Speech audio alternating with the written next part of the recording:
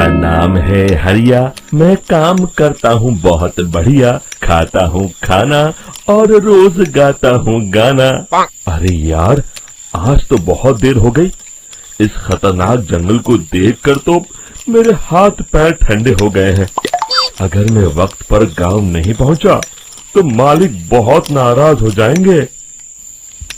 तभी हरिया को एक आवाज सुनाई देती है। सुनिए हरु जी। अरे, ये आवाज किसने दी? तभी हरिया को सामने कुछ दूर एक औरत खड़ी दिखाई देती है। अरे भाई, ये औरत अकेली इतनी रात को इस जंगल में क्या कर रही है? चलकर पूछना पड़ेगा। फिर हरिया अपनी बैलगाड़ी उस औरत के सामने लाकर रोक देता है और उससे पूछता है।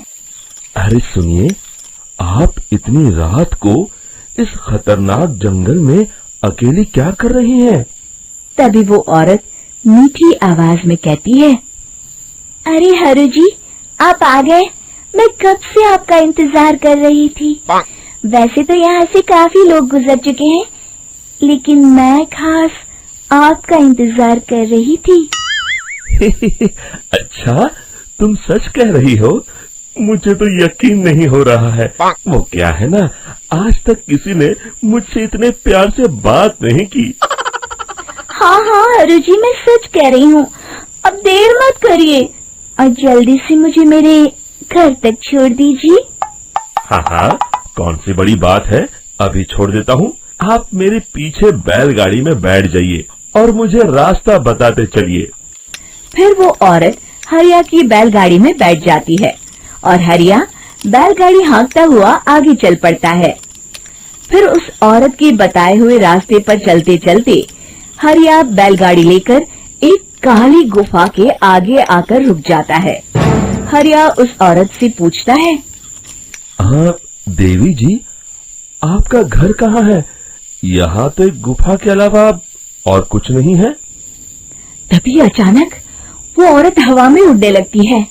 देखते ही देखते उसका सुंदर रूप एक डरावनी चुड़ैल में बदल जाता है और वो जोर जोर से हंसती है। अरे तू तो एक नंबर का बेवकूफ निकला। तू तो बड़ी आसानी से मेरी बातों में आ गया। अरे मर गया रे, ये तो एक चुड़ैल है। हे भगवान बचा ले, ये तो बड़ी डरावनी दिखाई दे रही है। और फिर अगले ही पल हरिया की बैलगाड़ी में रखा सारा सामान हवा में उड़ता हुआ उस काली गुफा के अंदर चला जाता है और वो चुड़ैल भी उस गुफा के अंदर जाकर कहीं गायब हो जाती है।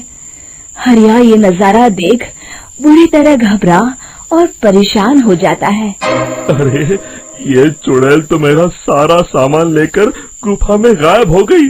अब क्या होगा? अगर मैं गांव खाली हाथ गया तो मालिक मेरी अच्छी खबर लेंगे। मेरी इस बात का कोई यकीन भी नहीं करेगा। फिर आखिर वही हुआ।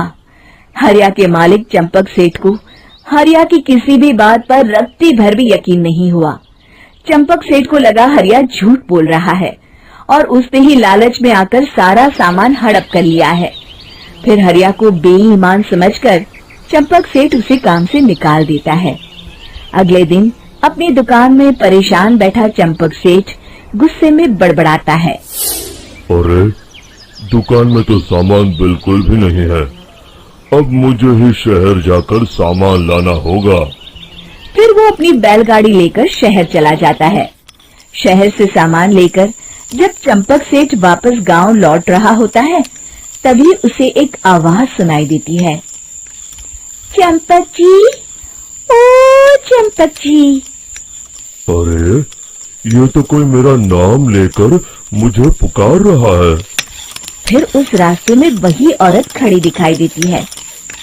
फिर क्या था, हरिया की तरह चंपक सेठ भी उस औरत के पास अपनी बैलगाड़ी लेकर जाता है और वो भी उसकी चिकनी चुपड़ी बातों के मुंह जाल में फंस जाता है।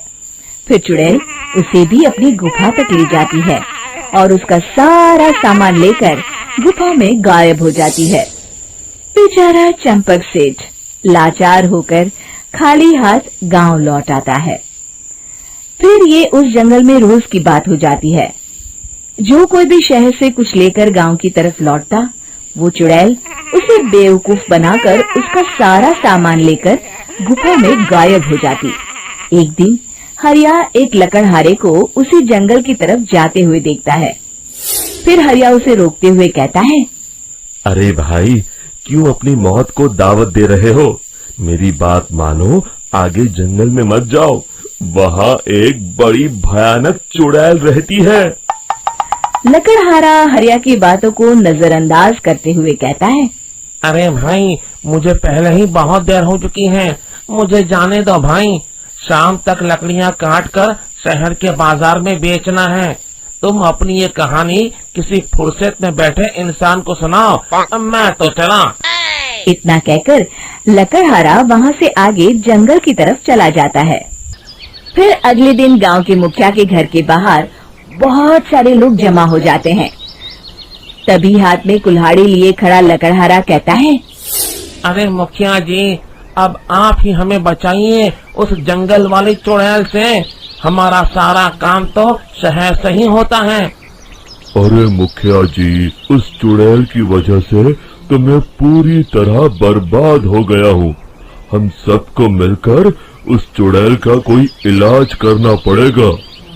तभी भीड़ में खड़ा वीरा कहता है, आप लोग चिंता मत करिए, कल से वो चुड़ैल किसी को नहीं लूट पाएगी।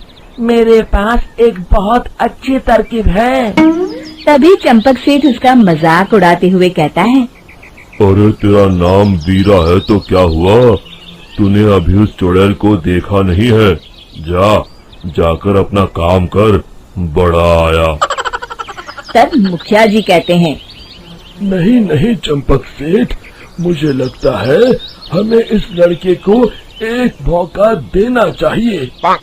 फिर सभी गांव वाले मुखिया जी की बातों से सहमत हो जाते हैं और वीरा शाम को एक बैलगाड़ी में कुछ सामान लादकर उस जंगल की ओर चल देता है। वीरा, ओ वीरा, कहाँ जा रहा है?